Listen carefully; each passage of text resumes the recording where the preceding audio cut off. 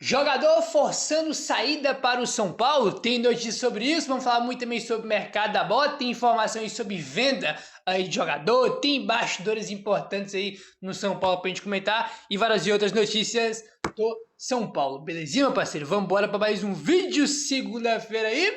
Ainda não aconteceu toda a rodada aí, né, dessa 13ª rodada do Campeonato Brasileiro, né? O Palmeiras não jogou, né? O Fluminense não jogou, tem alguns jogos ainda para acontecer dessa rodada, mas até aqui, né? O São Paulo já jogou, perdeu o Flamengo, mas até aqui, né, cara? O São Paulo aí tá na 15ª colocação com miseráveis 12 pontos conquistados, campanha terrível do São Paulo até aqui, né, cara? A gente tá literalmente a um ponto do Z4, né, cara? O primeiro time dentro do Z4 é o Vitória, né, que tem 11. Aí o Santos tá em 16º com também 11 e a gente em 15º com 12. A gente tá um ponto aí da zona de rebaixamento e o Santos não jogou, né? O Santos é um dos times que não jogou, o Santos joga nessa rodada aí, né? No caso, jogaria contra o Palmeiras, né? Teria um clássico aí, então se o Santos vencesse esse jogo aí, né? Jogasse essa rodada e vencesse, passaria ainda o São Paulo, teria a oportunidade de passar o São Paulo, então a campanha do São Paulo é terrível, tá um negócio horrível que o São Paulo tá fazendo, né, cara? Aí tu vai olhar o quão ridículo a campanha do São Paulo. Tu vai olhar o Ceará, que ganhou do Fortaleza ontem, o Ceará tá em 9º lugar, tá? 9ª colocação, com 18 pontos conquistados, Ceará.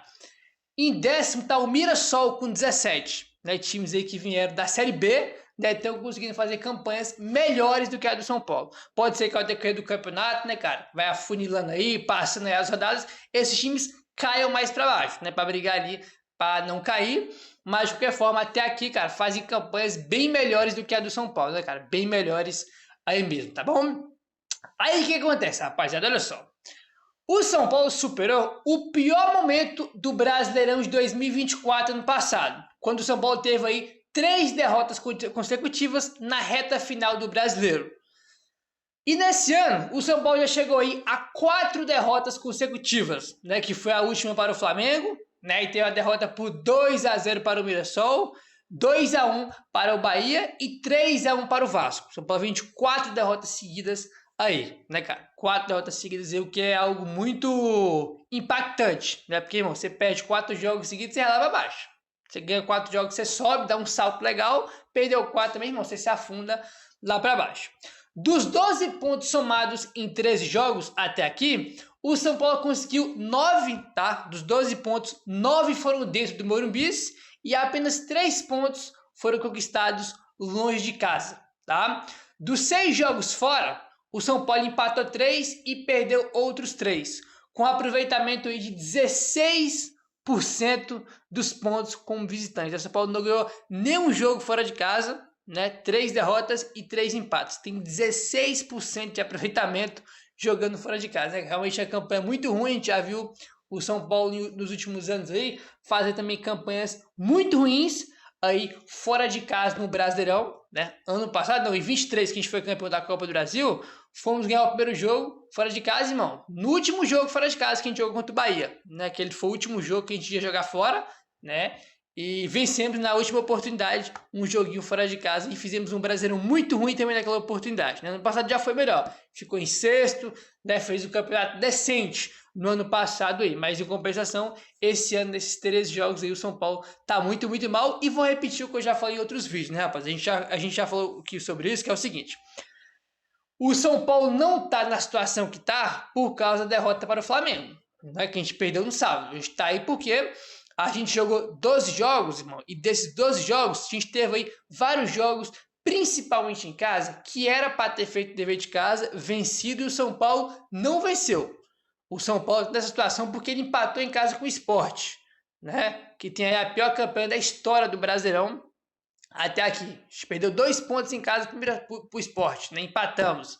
A gente perdeu pro Mirassol em casa, né? Você põe 2 pontos aí que a gente perdeu contra o Sport, 3 que a gente perdeu contra o Mirassol, já vai 5. Né? O Cruzeiro tava mal pra caramba quando a gente enfrentou eles, a gente empatou. Fortaleza também tava ganhando de ninguém, empatou. O jogo contra o Vasco era jogo para vencer em casa. São Paulo não, foi humilhado também. Põe mais 3 pontos na conta. Olha o tanto de pontos que o São Paulo deixou escapar aí jogando em casa, cara. É literalmente uma vergonha a campanha do São Paulo. Aí a gente tá falando aqui dos jogos fora, né? 16% de aproveitamento fora de casa, mas a campanha também em casa é muito ruim, né, cara? Deixou de ganhar muitos pontos aí jogando em casa. E óbvio que não vai ganhar todos, né? Eu citei vários jogos aí, cara, mas se tivesse ganhado 6 pontos desse que eu citei, já tava numa situação bem melhor, já tava pelo menos na parte de cima ali, né? Da primeira parte da tabela, né? Então é terrível a campanha que o São Paulo faz aí. Ontem, o Red Bull Bragantino ganhou do Corinthians lá na Neoquímica Arena, né? Padaria impressora, o Red Bull Bragantino foi lá e ganhou no último lance, né, cara? Foi o último minuto do jogo, os caras fizeram um gol e ganharam do Corinthians lá. E é o nosso próximo adversário, quarta-feira, lá em Bragança. Jogo duríssimo, né? Deixa eu pegar aqui o Bragantino. O Bragantino tá em terceiro lugar, cara. Tem 26 pontos o Bragantino, né? Tá um pontinho aí atrás do Flamengo, né? O Flamengo tem um jogo a menos aí pra fazer. Tá? Então, vamos pegar o Bragantino fora, tá muito bem, né, cara? Antes da parada pra Copa do Mundo, terminou muito bem, né? Aqueles jogos até a parada pra Copa do Mundo e voltou bem também ganhando. Eu falei que o Bragantino venceu, né, os nossos dois próximos adversários. O Bragantino que venceu o Corinthians, né, a gente pega o Bragantino quarta e no final de semana o Corinthians. Nossos dois próximos adversários.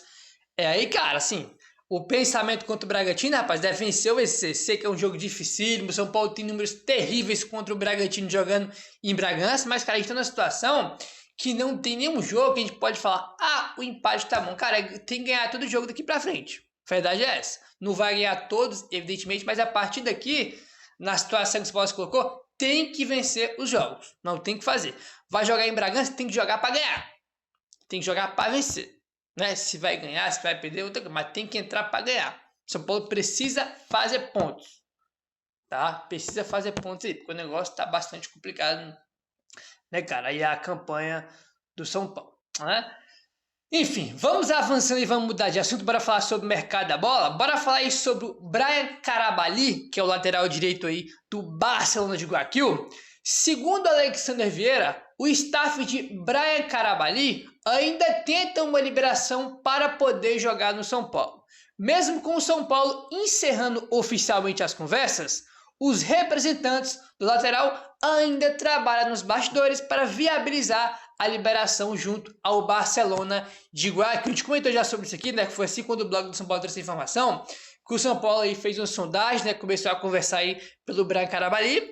Só que o São Paulo queria ele por empréstimo e o Barcelona queria vender ele de forma definitiva. Então, como o São Paulo não vai comprar agora, né, não tem como comprar agora, São Paulo encerrou as negociações. Por parte do São Paulo, o São Paulo disse que encerrou, né, que está congelado, está parado, não está conversando nesse momento com o Barcelona para poder trazer o Brian Carabali.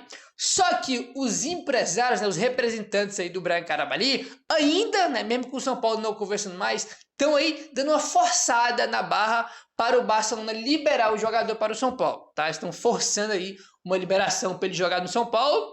A gente comentou com vocês aqui uma outra informação que o blog trouxe, que o Crespo, que é um lateral ofensivo, né, cara? Um lateral ofensivo, rápido, de muita força física. É as características que o Carabali tem, tá? Tem boa idade, né? Ele tem 27 anos aí de idade, ele é muito forte, pô, o cara é um tanque fisicamente. Ele é um lateral extremamente ofensivo. Então, aqui são as características dele. Eu não vi ele jogar, nunca vi ele jogar, né? Mas são as características aí que o Carabali tem. Ele é tão ofensivo que ele joga até de ponta, tá? Até de ponta ele pode jogar. E são características ideais para ser o ala, né? Já que a gente deve jogar com 3 zagueiros. A gente comentou muito sobre isso no jogo contra o Flamengo. Cara, não dá pra gente jogar com 3 zagueiros, com os dois alas sendo o Enzo e o Cedric, né, cara? Porque são 2 laterais muito lentos, né? Não tem velocidade, não tem profundidade, e o Carabali tem, né? Se você for pegar a característica dele com o esquema do Crespo, casaria muito bem, né? Mas bora ver aí, né, se o staff dele vai conseguir uma liberação, né, cara? Conseguir forçar a saída dele para o São Paulo, porque comprar agora o São Paulo não vai comprar, né? Vamos ver se eles vão conseguir arrumar alguma coisa em relação a isso, tá bom? Ainda sobre lateral, segundo o Globoesporte.com, o Hernan Crespo vai avaliar novos nomes sugeridos pela direção do São Paulo para reforçar a lateral direita, posição mais carente do elenco atualmente. O Crespo pediu o Advíncula do Boca Juniors, mas o negócio não avançou, né? Então teve essas notícias aí, né, cara, que ele indicou o Advíncula do Boca, mas acabou que não aconteceu, né? Ele vai permanecer no Boca. E agora o clube aí, né, a diretoria, o scout, né, vai mostrar alguns nomes para ver o que o Crespo acha, né? Vamos ver aí o que vai acontecer. Eu também acho que é a posição mais carente. Precisa também de um zagueiro, é verdade, mas acho que a gente precisa mais de um lateral agora do que de um zagueiro. A gente já viu que o Sabino não dá para jogar no São Paulo, né? Na melhor hipótese, reserva. Não dá para ele ser titular. Tive ser contra o Flamengo, né? Ficou bem claro aí. E a gente tem o Ferrares no banco ainda. A gente joga com 3 zagueiros, né? A gente jogou com o Alan Franco, Arboleda e Sabino. A gente tinha o Ferrares no banco. Precisa de mais um zagueiro, né? E o lateral só tem o Cédric, velho. O Igor Vinícius foi embora, o Ferrez volta pra zaga e o Mike tá machucado. Então eu acho que a lateral é ainda mais carente do que a zaga. Mas eu acho que a prioridade tem que ser a lateral. Não, depois de trazer um lateral, aí sim intensifica aí uma busca do mercado por um zagueiro. Acho que é bem unânime que a gente precisa hoje mais de um lateral do que de um zagueiro, né? Enfim, aí o que acontece, rapaziada? Depois do jogo contra o Flamengo, né, o Baby, né, que é o líder da Independente, que é a principal organizadora do São Paulo, fez cobrança aí, irmão, cobrando aí reforços, que é o assunto que a gente estava, né, falando aí agora há pouco. Olha só, a organizadora do São Paulo cobra reforços após derrota para o Flamengo. A Independente intensificou as cobranças por reforços à diretoria.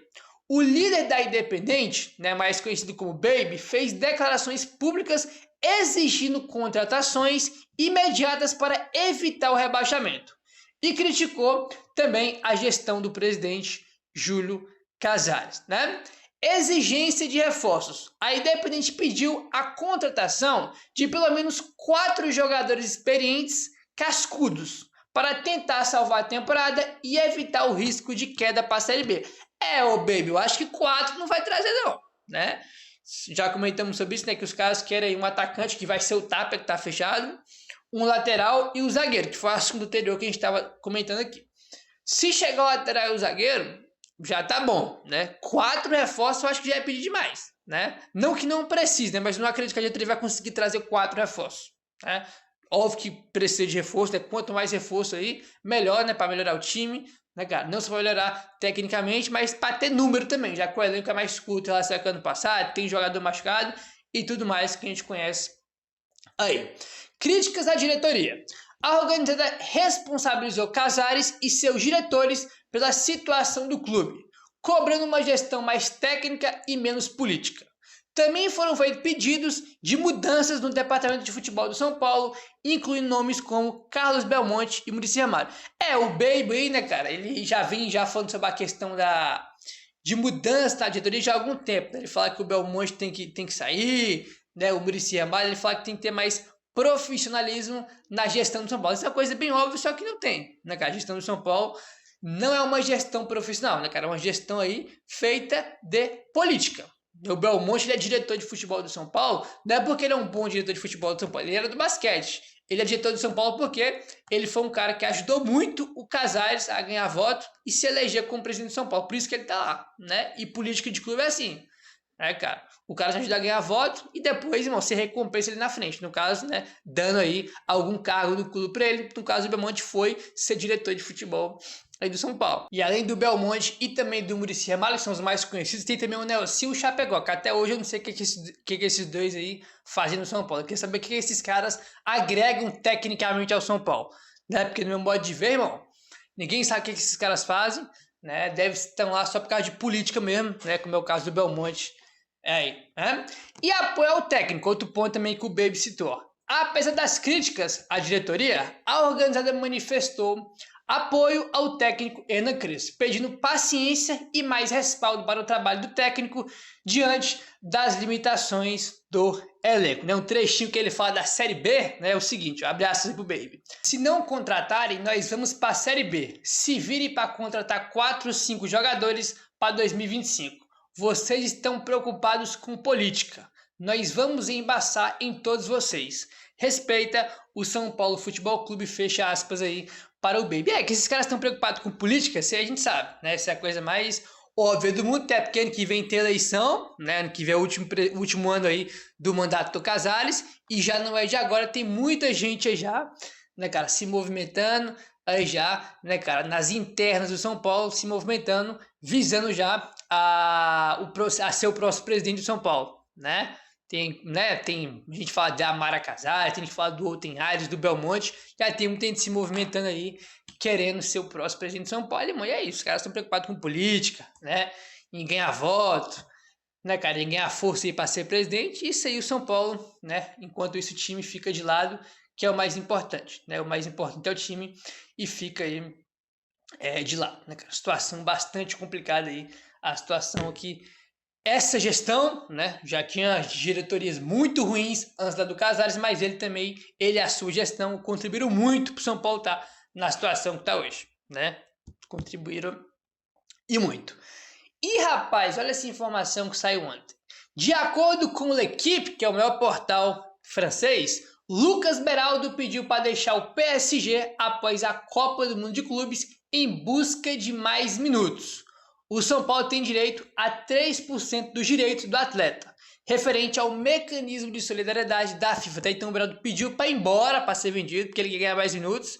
E o São Paulo tem direito a 3% da venda, né? Por ser o clube formador.